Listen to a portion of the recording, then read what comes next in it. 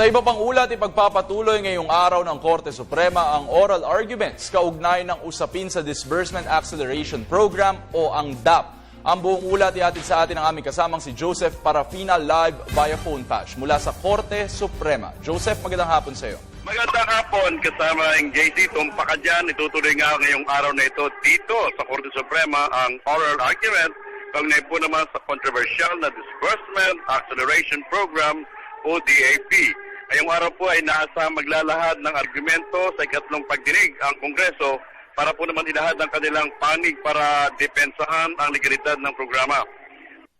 Po na noong Enero 28 ay inanunsyo naman ni TVM Secretary Butch Abad na itigil na muna ang pagpapatupad nga ng DAP sa kalagitnaan ng taon 2013.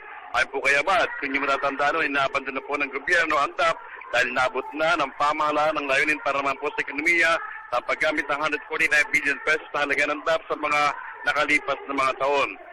Pinupunta naman po ni Solicitor General Ardalesa na may tuturing na pong multi academic ang nasabing kaso.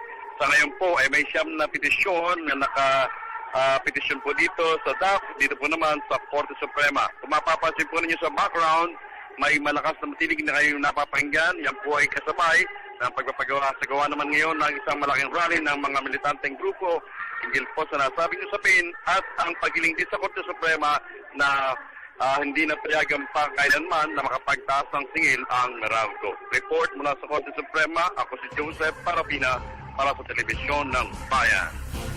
Maraming salamat sa iyo, Joseph Parafina.